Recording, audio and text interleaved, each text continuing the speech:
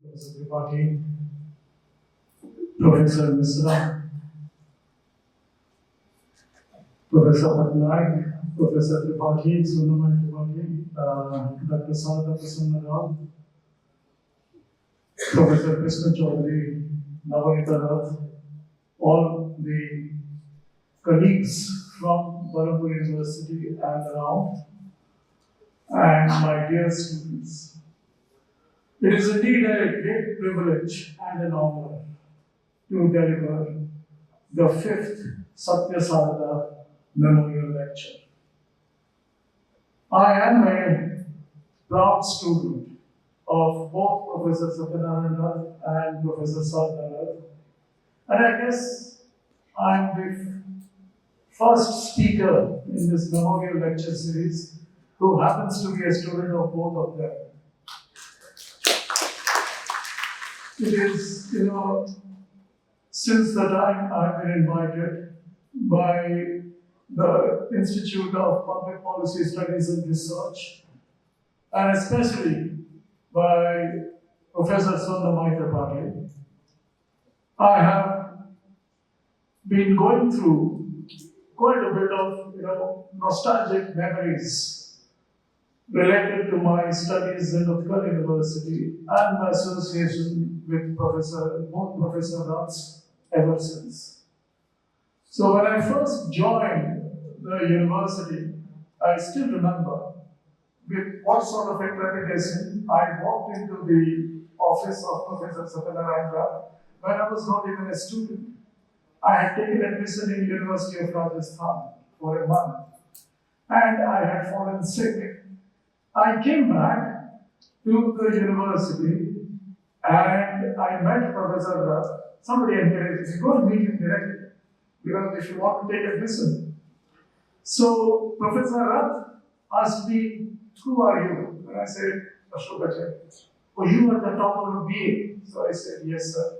Sit down. So I sat down, and then he said, why did you go to the University of Rajasthan? I said, sir, there was those days we were debarred from going to JNU and DU because of the 10 plus 1 plus 3 system. So we were debarred. So I went to Rajasthan instead.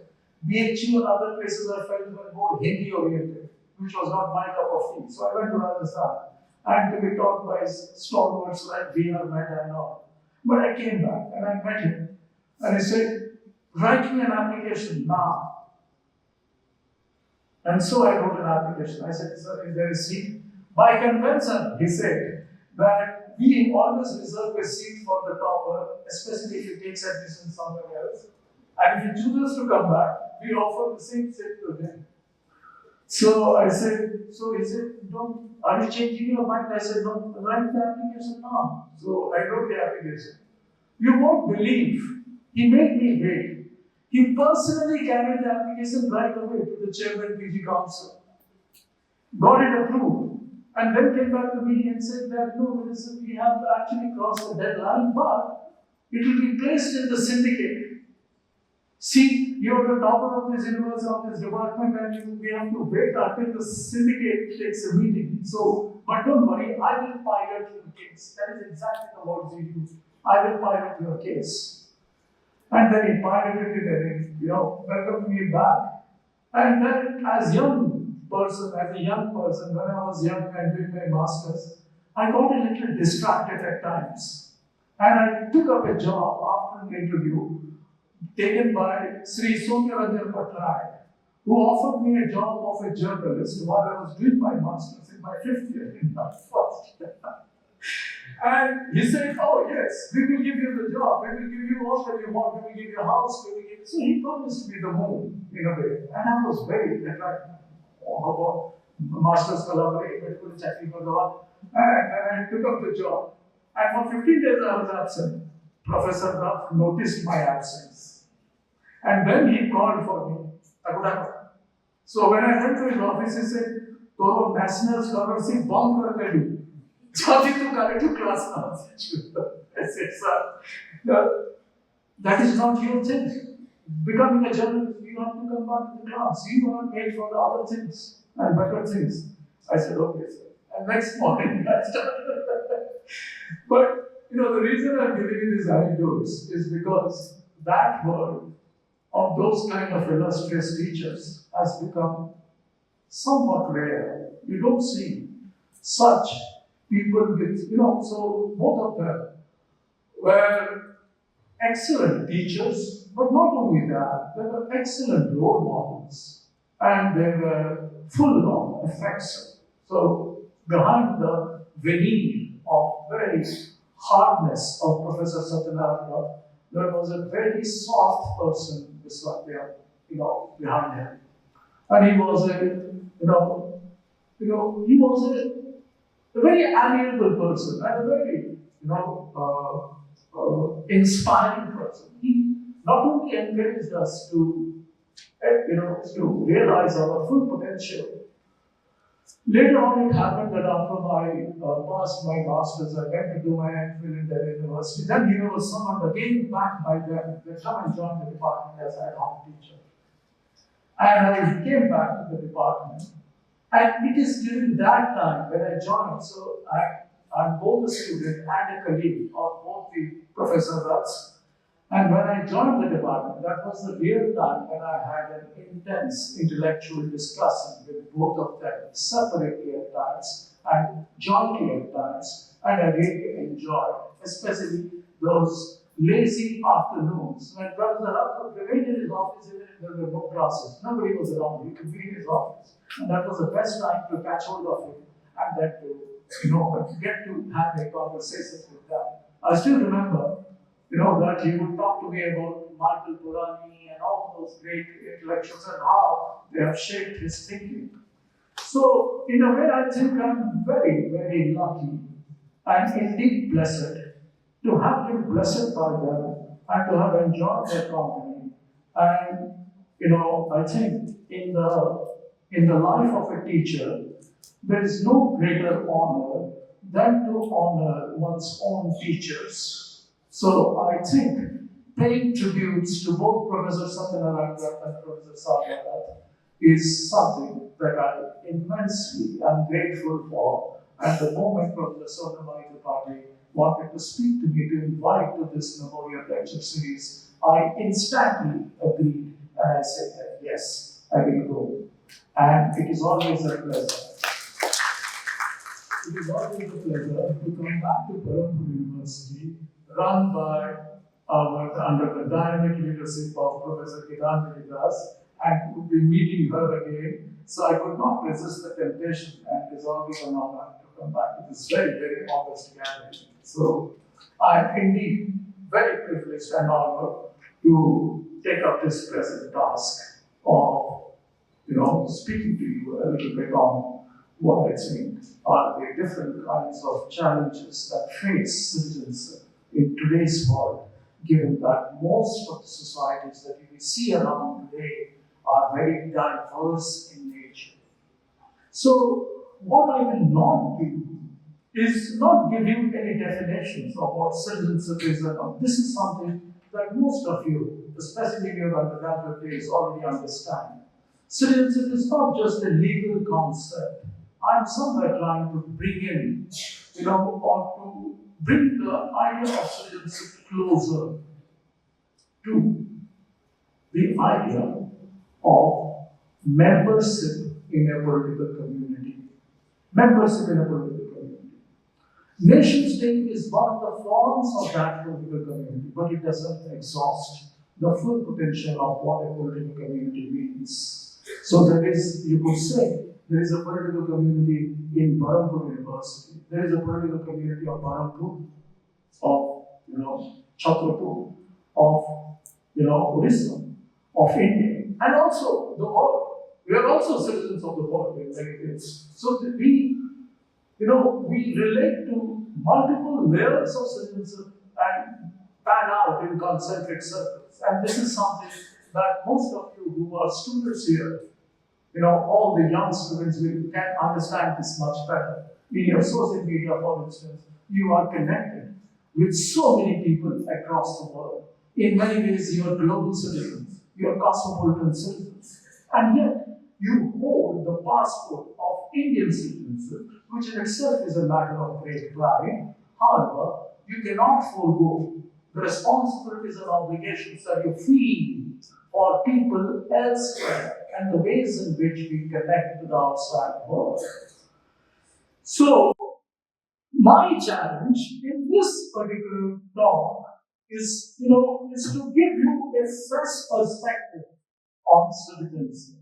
A fresh meaning, this is something that I am presenting for the first time. I myself have gone through several changes and evolution in my own thinking in trying to relate to ideas surrounding citizenship. So I'm trying out a new idea which I wish to share with you.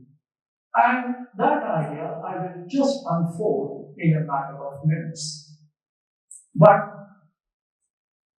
let us begin by saying that, and as has already been pointed out by all my illustrious predecessors on the dais addressing you about this topic, that we are indeed living in very challenging times. These are indeed very challenging times for citizens.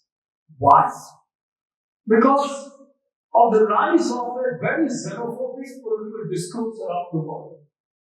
Who deserves to be included? Who can be excluded? So in many ways, we Indians are very proud of the country. But once we step out of the country, we know that we also wish to belong to a larger world. Until we feel the pangs of exclusion and discrimination here and there. So these are universal feelings and not just confined to us Indians. Every other member of the global community feels the same, especially when we try to migrate. And in course of time, what has happened is that there has been an upsurge of xenophobic political discourse. There is an increasing intolerance about outsiders everywhere. And the definition of an outsider has become very, very arbitrary. It all depends who decides when as to who the people are, who we the people are. And the constructions of the we the people have become very fluid. So what we the people meant when we wrote our constitution means a little different now. So we want to take the angle that somewhere the challenges of citizenship also lie in a certain kind of xenophobia about who needs to be seen as an outsider and who cannot be entrusted with the privileges of citizenship. So that is one thing. The refugee crisis and global migration have also complicated issues surrounding citizenship, right? The re-emergence of nationalism around the world. This is also, in the US, you have heard about MAGA, MAGA, Make America Great Again, and the insanity with which that slogan is being upheld, not just in the United States, but it is being copied in many other places as well. So this is also a time when there is a re-emergence of nationalism, both for good and bad reasons, I would say. Both for good and bad reasons. I will not go into an analysis of what those good and bad reasons are, but if there is a question later on, maybe I will come back and address that. But the re-emergence of nationalism has also to do with something very, very contradictory. As many of you young, adults realize that on the one hand, you have a pull of nationalism. On the other hand, many of you lead cosmopolitan lives.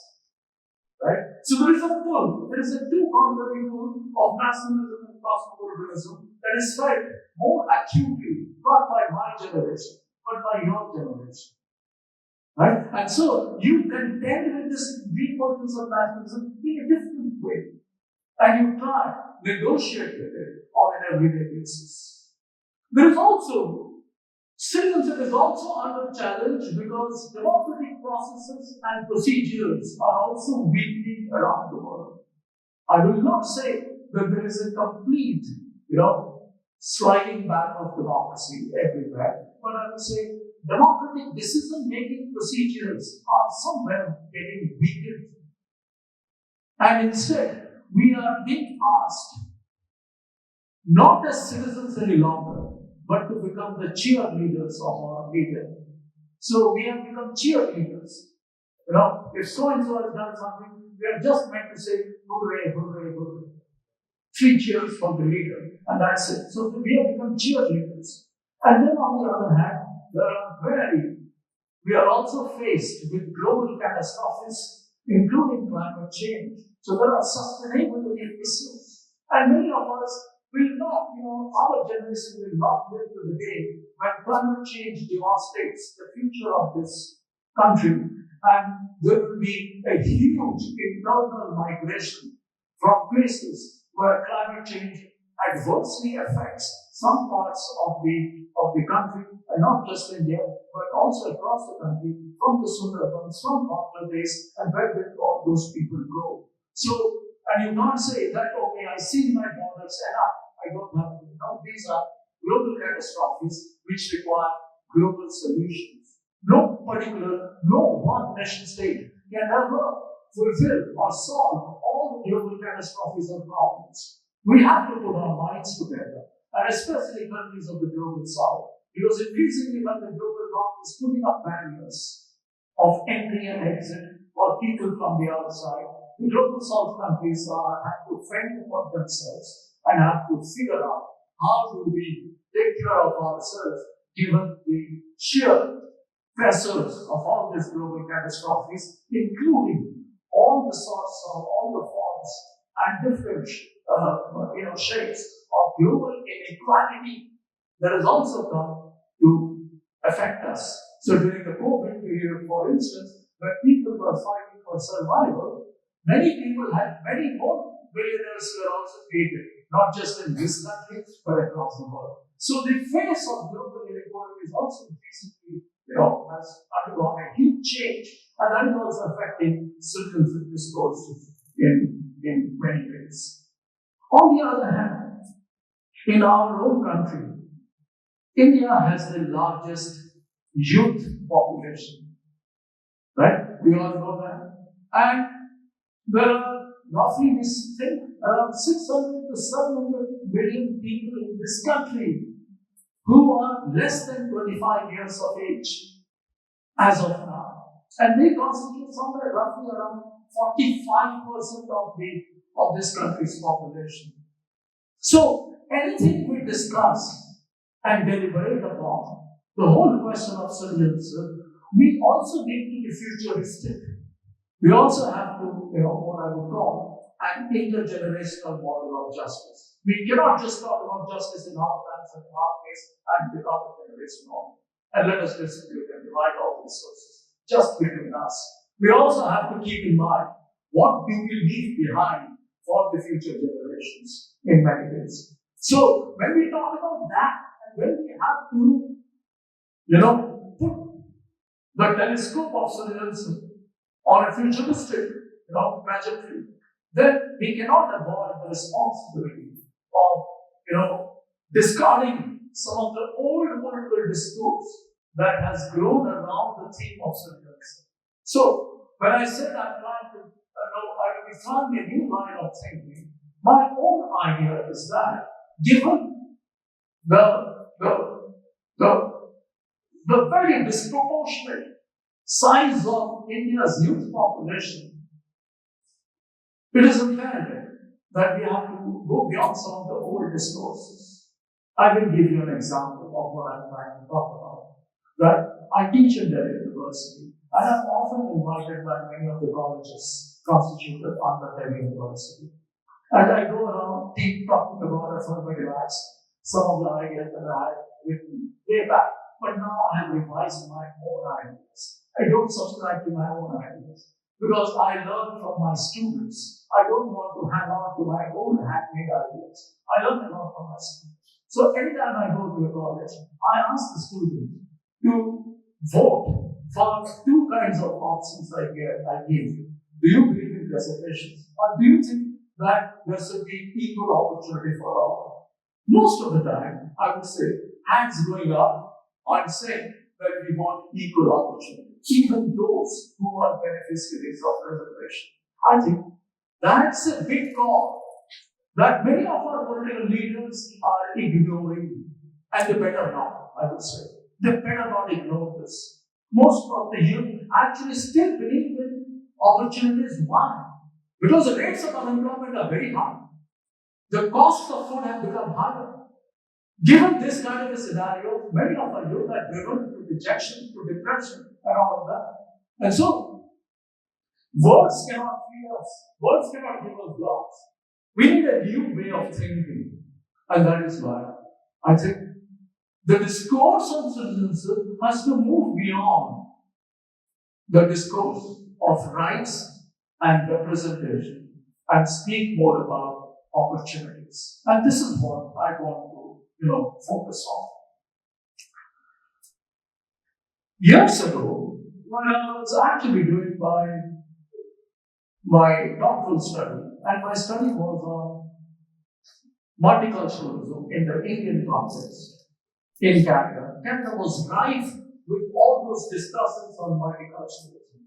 We had people like Joe Evans, one of whom, Joe Evans, supervised my research, and Charles Taylor, many of whom I met and I discussed at trip there. And at that point of time, interestingly, and you might find this very interesting, because they say that Canada is an example for the world of how to become multicultural. I say, my response to Will Kingmaker in one of his keynote speeches that he gave to the Canadian Asian Scholars Association was that I don't think so. And he said, why not? I said, your multiculturalism is a liberalism plus approach, that individual rights plus group differentiated rights. Whereas in India, we have never used the word multiculturalism. We have believed in unity and diversity. And we have been multicultural for ages. India never went out to invade any other country, but everybody who came to the country were all accommodated within India. And diversity grew out of a spirit of accommodation and toleration in the best sense of the term. Right? And this is something, if you want to Google it out, there is a historian who writes on India, Stanley Woodward. Have you heard his name, Stanley Woodward? If you Google him out, he has written a very small piece, India, the multicultural paradigm. He makes it very succinctly clear that India was very, very multicultural even before, for centuries. You only see the aberrations of these kinds of communal conflicts only after partition, and that is being created by the colonial powers. Much before, there was no such conflict as such.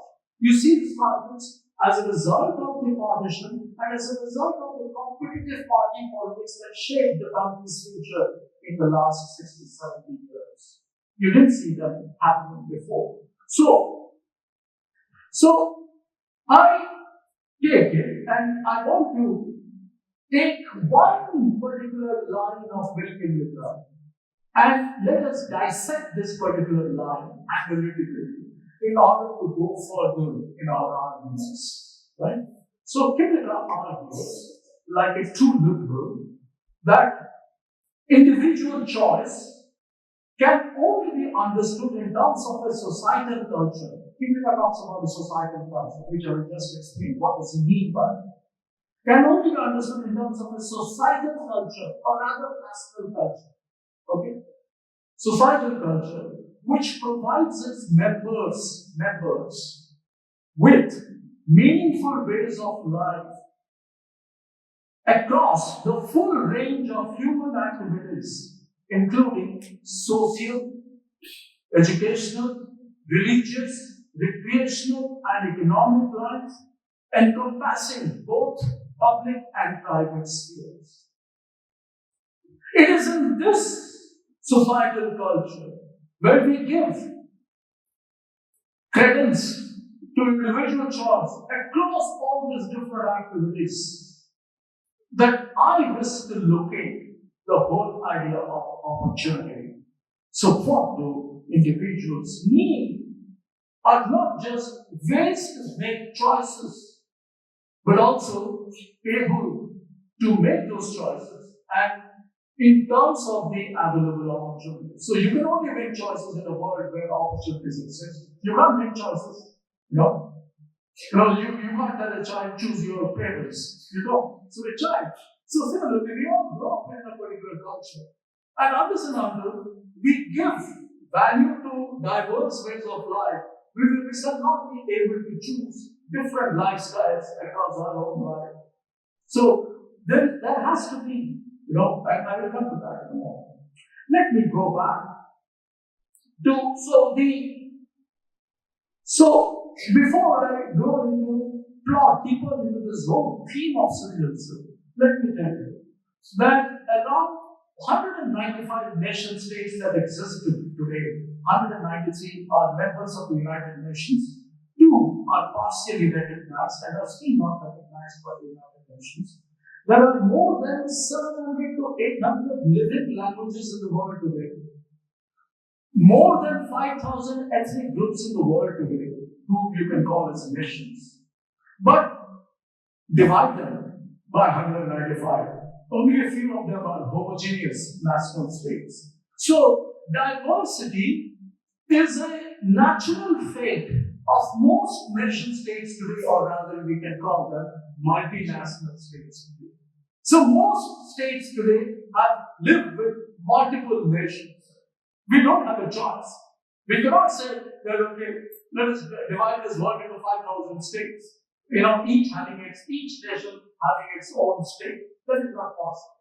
It's also not possible because also people intermarry across nations, right? And when they produce children, they don't belong either here or not there, but they are, they belong everywhere, and they are in a way across the world. So the idea of the nation state has seen its apogee. It is now going down, right? And it is in the face of this that we have to live with diversity is something that we just cannot ignore. And this is where I'm trying to bring us back towards. So if in political science we know that there has been a kind of a historic quarrel, methodologically speaking, between the followers of Aristotle and the followers of Marx, we go back to Aristotle to rescue for ourselves or to recover and conception of citizenship that we keep going back to in today's time, and especially after the communitarian revival of communitarianism in political discourse. So what did Aristotle say? Aristotle said, and I'm trying to give you a very brief account, that politics is the highest form of partnership, above family, above the social. Politics is the highest form of partnership, where we come together as members of a political community, right? The police, the members of a political community, to live together a collective good life. But it is the same Aristotle who would also say that the best of the regimes is something that we can pray to God for. So we haven't ever received the best of the regime. We can only pray to the gods for. Because if there is something like the best regime, only gods can reside there. And maybe you don't even know where the gods live and can heaven be called the perfect regime of any kind. So Aristotle on the one hand would say that we are all striving for the collective human good. But that striving, the process of striving, in that process of striving, we are contending with diversity. Unlike Plato, Aristotle steps out and says and talks about 158 kinds of constitutions, if you recall. It is an empirical analysis. That empirical analysis opens us to the understanding of a very, very diverse world that he presents before us in a very empirical manner. But then he gives us a particular understanding of citizenship that was never given by anyone else. That is, citizenship is being ruled, is ruling and being ruled in turn. Ruling and being ruled in turn. That exactly is what citizenship is. That everybody must occupy a political office by lottery. But that was for a polis that was small in size. Right? We cannot be ruling, we cannot be holding political offices in rotation any longer. Though we are still trying to revive. And Helen Langholm has just come out with a book. It's just been discussed on the net on politics without politicians. Politics without politicians. And that's she has opened up a lovely understanding of what the world of politics might look like without the help of politicians. And probably it is not in the very distant future maybe our young generation sitting here can devise how through artificial intelligence we might be able to perfect a mechanism of democratic decision making without the existence of the very lovable politicians that we are all here surrounded by. So we can dispense them all. And this is going to be a reality someday, very soon. I don't know when, hopefully very soon. But what Aristotle does is Aristotle provides us a necessary reminder to the limits of individual autonomy and the potential of the political community to explore ways of living together on a fair and peaceful coexistence instead of the diversity that we face today. So so Aristotle somewhere talks about, he said that man is by nature a political animal, man can be meant that we have reason and the capacity to deliberate on things that are good and bad, things that are just and unjust. And now such a deliberation is an ongoing process. We cannot say that only here at this point we take a snapshot picture of the present and say this is what justice implies. No, we cannot say that. Because even when Rawls wrote his book, A Theory of Justice in 1971, there was no mention of environment there. So as our politics change, so do our conceptions of justice. And so Aristotle, the reason I talk about Aristotle is because he was the first, he gave the first reminder that we can never reach perfect justice, or we can never reach perfect citizenship all. But we have to keep striving for that time when we become more and more perfect, not the perfect political community. So we keep on striving by deliberating on different kinds of questions. This is exactly what we are faced with. This particular view of Aristotle was changed and altered by none other than Thomas Hobbes, who has been ruling our political discourse ever since by claiming that man is by nature not a political animal, but is after each other to kill and to make and to so. So for Hobbes, it was important to see that in the state of nature, there's nothing is natural.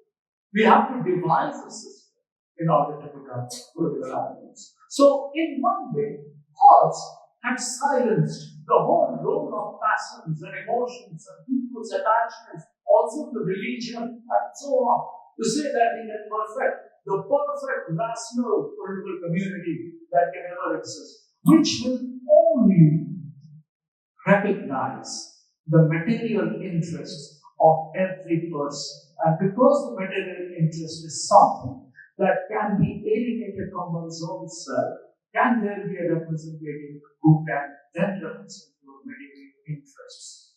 Right? Which was contradicted by Rousseau, as you know. Rousseau said that there is a will that cannot be alienated from me, and hence we say that it is only once in 5 years that the Indians are really free, that is when they vote in an election. So the upshot of what my argument is to suggest that after what Hobbes had said in 20th century, when the communitarian thinkers were talking about diversity, one person who set himself aside completely, and I'm not talking about Chancellor, I'm not talking about Alistair McIntyre, I'm not talking about other communitarian thinkers who you can read at pleasure and research, but they don't affect me and they don't make me think as much as somebody else does, and that is Michael Moser. Moser wrote a very heroic book in 1983 called Spears of Justice. The very title of the book is catching because unlike what Rawls said, our theory of justice, that there can be only one theory of justice, Moser opens up his whole debate and says there can be different spheres of justice. And different political communities will have their different challenges of diversity around them. But what he wrote in the Spears of Justice is not important. What he does subsequently in another book called Politics and Passion, that is more interesting.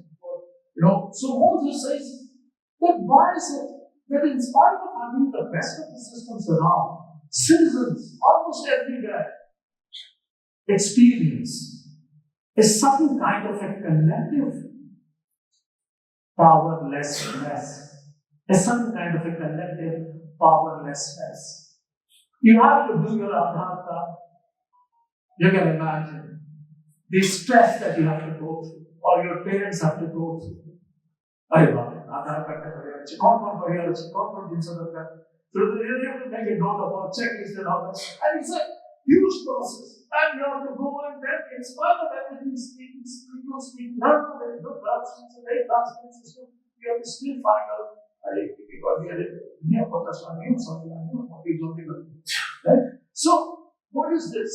This is powerlessness, but I'm just giving a very small, facile example of what powerlessness is. But people experience this powerlessness in almost all spheres of their life. They also experience some kind of powerlessness when they are faced with so-called rational bureaucratic structures, which work on a different principle altogether behind it. So as it is said in bureaucratic circles, you tell the person, I will tell you the rules. Right? That kind of a spirit operates almost all bureaucracies. So there is a certain kind of powerlessness. In other words, what I'm trying to say is that one of the chief experiences of citizens everywhere is that it is easy to talk about equal opportunities, but very difficult to implement it. Why? Because, again, as Walter says, that our opportunities are constrained by the involuntary associations that we are members of. The one involuntary association that we didn't choose.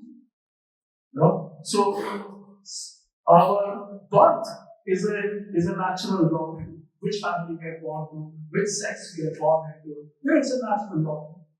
Right? We can't do anything about it. We are born into some family, we are born into certain caste, we are born into religion, certain religion, and there is nothing we can do about it. So this is a birthright lottery, right? And we can't do it. So we can't go the whole lot, and then as Plato was trying to do, how do we, through his eugenics model, how do we produce the best of the citizens by the making of the best of men and women? So Aristotle steps aside and says, no, this is impossible to do. So we will have to create opportunities. But where does the question of opportunities come? I'm trying to argue, and I'll just be pleased to say, that the whole question of rights that were associated with multiculturalism, that Will Kipling and others have talked about, they have unleashed a different kind of a backlash. So there is a certain kind of a moral exhaustion with the kind of cultural rights discourse today. Nobody anymore talks about the necessity of having cultural rights. I'm not trying to undermine those cultural rights. What I'm trying to say is that there is a lot that happens beyond cultural rights. How many of you have watched Huck, that movie on Netflix? 1, 2, 3, 4, 5. Okay, 6. Okay, rest of you, please go and watch Huck. It's a beautiful movie. And if you watch that movie, you will understand what I'm trying to say. Right? So there is a some kind of a male patriarchal version of how can communities live together and all that. But then there is a cry of the woman protagonist who says, I need equal opportunity. It's not just about rights. Rights can also be very empty. So rights can exist in a very formal way. Representation, similarly, is not the answer. Because we can keep on talking about the value and justification of group representation, but we cannot, in the same way, eradicate the possibility of electing bad leaders from any community. We will always elect bad leaders, even if you talk about group, whether it is, that if you conceive the idea that, okay, let there be a higher Muslim representation or Dalit representation in the parliament. That is no guarantee that you will always elect good leaders. Those leaders will never act for their community. most of them will act according to the own parties that they're elected from, right? So representation, which was seen as an answer, in fact, the National Assembly debates began by talking about, proportional representation from 1946 to 1947. They were heavy on it, but it was almost accepted, given the kind of requirements that were laid down by the cabinet mission plan, that you have to come up with a constitution that then tries to engage with diversity issues, especially the representation of Muslims, Sikhs, and Christians. We found that after partition in 1947, we felt that there was no necessity of a proportional representation anymore. So we chose the first past the post. And after the assassination of Gandhi in 1948, two crucial events that took place while the National Assembly was successful, that it put paid to all the discourses and deliberations on proportional representation, and all of a sudden we decided, under the able leadership of Satya Sharada and along with Ambedkar, both of them were united actually. So many of you might think that they were all going in two different directions. Actually, they were united in trying to bring together the entire nation and talk about the unified citizenship, and with some kind of course, separate rights for the minorities. However, the point that I'm trying to make here is that even if we had gone for proportional representation, you have had a fractional policy already for the rest of our lives. Representation is not the answer.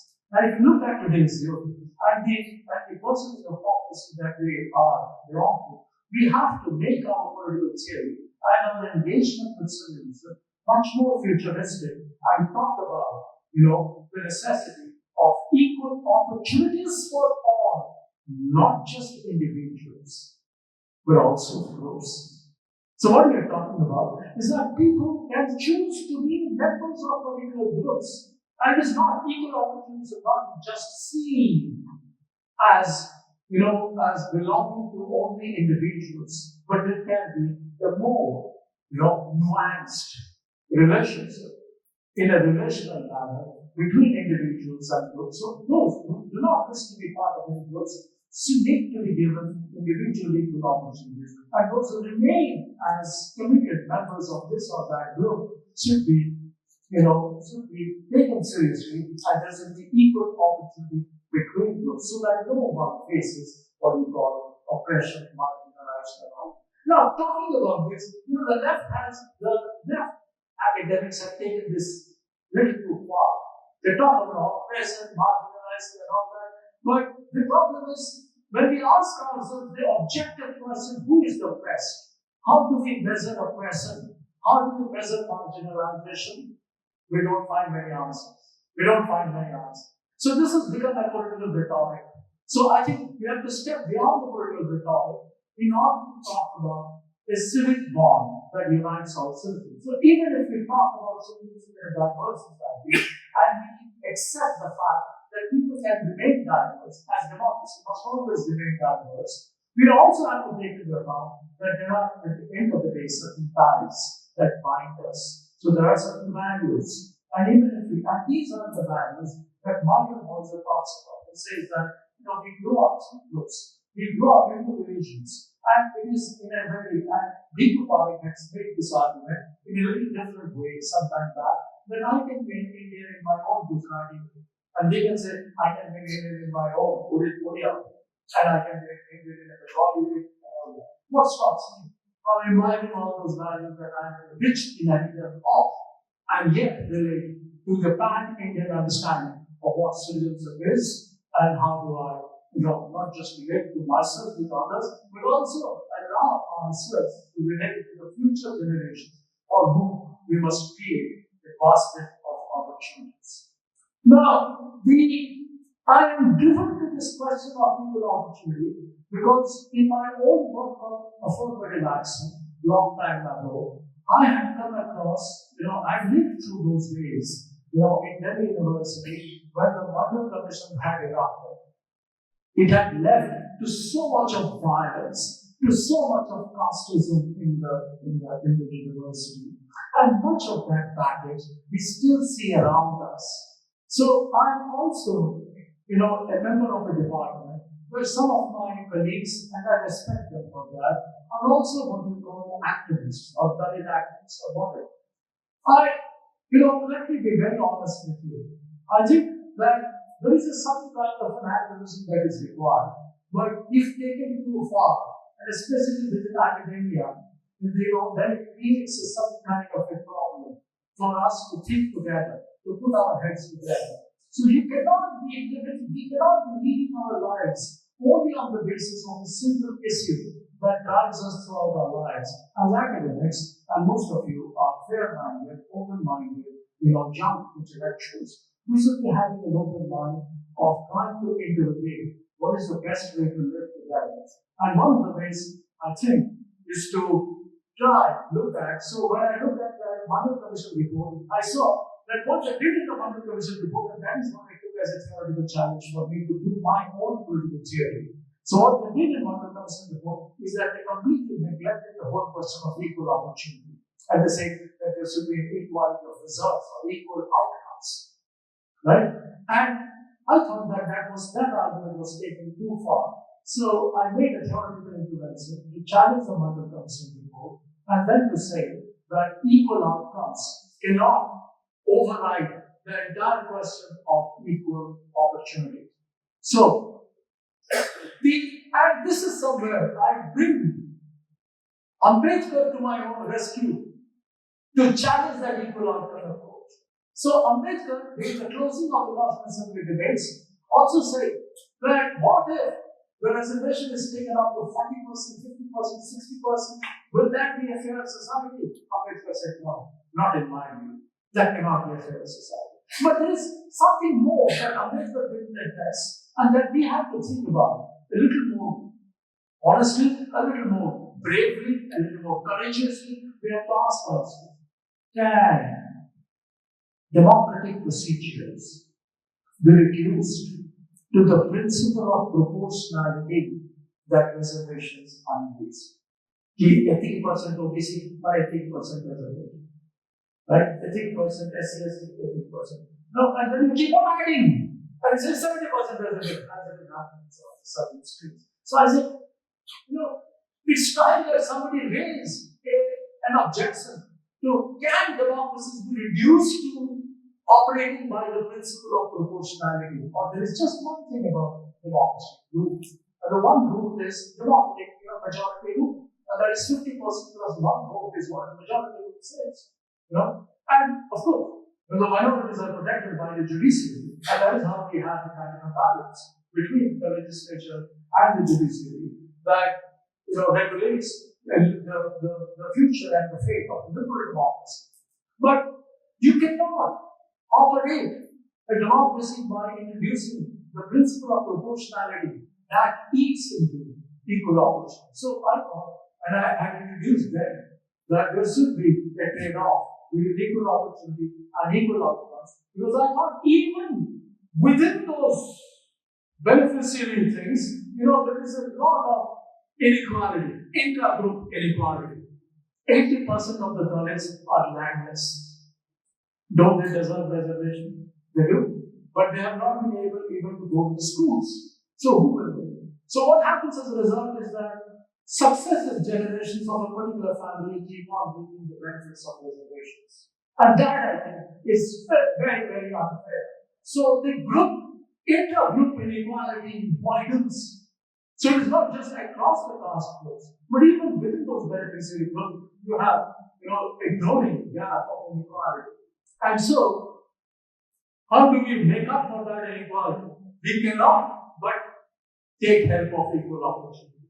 So, what do most Dalits need is access to schooling, is access to reasonable infrastructure, services, so that they can do better in their lives. And that requires opening up the whole world of equal opportunity. So at that point of time, I argued, and I think on hindsight, very rightly so, that we have to go beyond this equal outcomes approach in reservation, and we have to somewhere talk about an equal opportunity principle that must then guide our reservations dispute. But now I'm willing to extend the argument of equal opportunity across also religions and across also, caste-driven inequalities to suggest that the only way in which we can live for a better future in a diverse society is by opening up the spaces of equal opportunities. This